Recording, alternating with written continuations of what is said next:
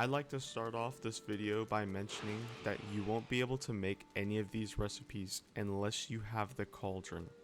So if you don't have the cauldron, you're not going to be able to make this food. Just progress to the cauldron. Yo, what's up? I'm Primal, and today I have a guide for you. I'm going to help you get some food that is pretty early into the game that'll help you be able to get like some health and stamina regeneration that's going to help you from getting absolutely just looked at and your head spit on by a troll because you dodged 2 times and you have no more stamina. Anyways, I hope you guys enjoy the video and have a message at the end if you want to stay tuned. If not, there's going to be timestamps set to everything in the video, and peace out. In order to obtain honey, what you're going to want to do are make, I'm not sure if it's necessary, I think any types of poles will work, probably these wood poles, but I like to use these log poles which require core wood. And what you want to do is attach these beehives to them, which require queen bees. They're really low maintenance. You don't really have to do anything to them. You just leave them. Remember, none of the food's ever going to rot. Okay, so these are going to be raspberries. Later I'll show in the video some food that is farmable, like carrots and turnips that you can use that actually are a lot more efficient, because, you know, raspberries, they're kind of farmable if you find where the bushes are, but other than that, you can't like mass produce them. Okay, the mushrooms, I didn't know, I spent 30 minutes looking for one, but can be found in the Black Forest apparently. If you can see these body piles, they drop entrails, and entrails are actually really good food because they make sausages. We used sausages all the way up until we got these really OP foods, but even then, sausages are still a good staple that you should be using. 60 health, 40 stamina, that's especially for what it makes. So especially you should be able to find everything you need in the swamp. It just requires raw meat. Here's a thistle right here. Here's what it's gonna look like, and if I'm correct, it's 2 or 4 thistles, raw meat, and entrails. And as you can see, I've got these these body piles. Okay, now these are what we'll be building the fences out of. There's 2 options. This is going to be the round pole fence. They really fit in any type of build.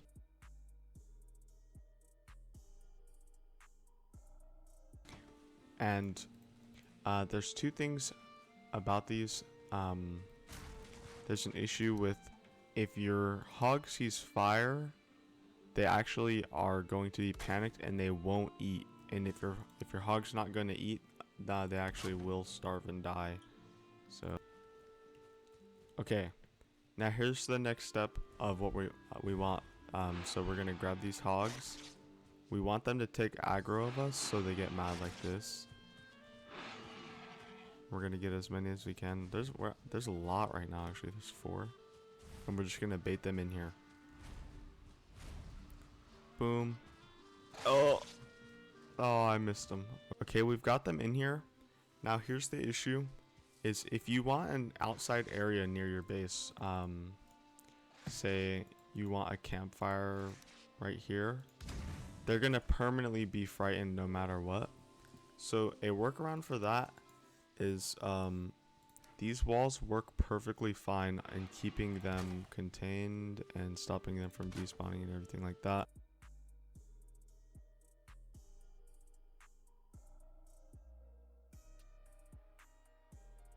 Now you can see that they don't have aggro, and they're actually still afraid, but that's completely normal. It takes a minute for them to lose their afraid status. And this is the workaround we're gonna do to prevent them from seeing us when we do things like feed them. This is just for looks right here, but mostly we want these ladders.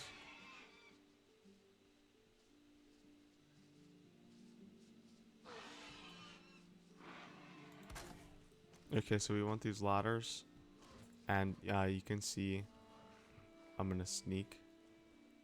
They don't have the thing over their head, so they're not frightened anymore. What we're gonna do is we're gonna be splitting these apart, so you're just holding shift and splitting these up into small stacks. People make the mistake sometimes of throwing one stack of 50 of them in. Now we just need to leave them for a bit. This fire can stay. I'm gonna take it out. Don't like the way it looks, and they're gonna be tamed.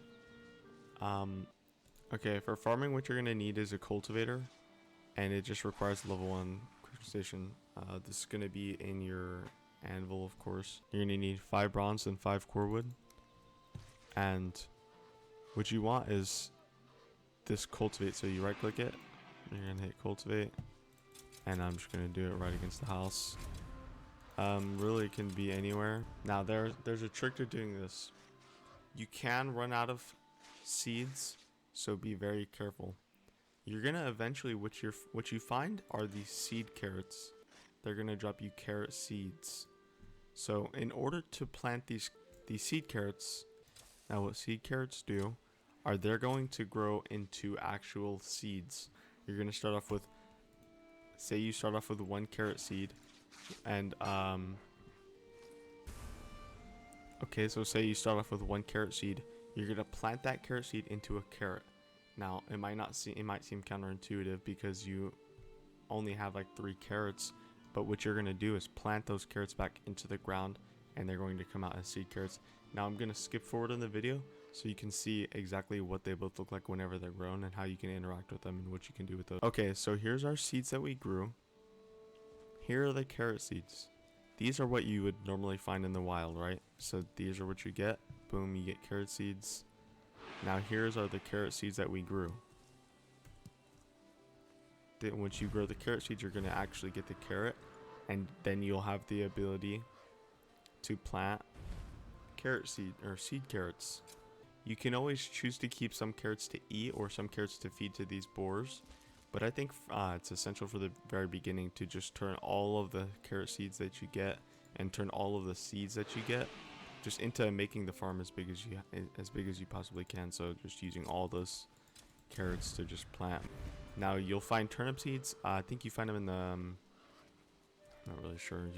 The turnip seeds that you find, you can do the exact same. So you're gonna plant them into turnips, and then once you get these turnips, you're gonna want to plant the turnips into seed turnips, and then it's imperative that all of these in the beginning that you get be planted. Okay, and now we're gonna be going over the food. This is Queen's Jam. It's made with 8 raspberries and 8 blueberries. It's made at the cauldron, of course. Really easy. 30 health, 40 stamina. This is actually really good food. Next we have carrot soup. One right here. It's 20 health, 60 stamina. This is what we use whenever we're working around the base. You know, you have a lot of stamina, or we're training in the dojo. If you check out my last video, I'll put a link to that one below. But really good food for training your stamina there. Turnip stew, 1 raw meat, 3 turnips. Pretty simple. Now sausages. Sausages are the main food of the mid game. Even up through late game, I still use them sometimes, and it's just because it's 60 health and 40 stamina, but it's entrails, which are farmed to those joggers. You saw how easy that is to get. Raw meat, pretty easy to get. The only issue that you'll be having with making sausages is the thistles are actually pretty hard to come across. You'll have your cooked lox meat. This by itself, it eventually does get crafted into this lox meat pie, which is 80 health, but it requires 2. So don't feel any shame cooking the lox meat, because your future recipe will eventually actually require the cooked lox meat. They drop the meat, of course, and they drop the leather. I think the leather is only made for this cape, which you've been seeing me wear this whole video. I like the way this cape looks. This is actually my favorite one. I'll leave my social media and my Discord and other links, I guess, in the Discord below, including some of the Wikipedia links to this food. Shout out to the VALHEIM Wikipedia. We're getting there, and peace out.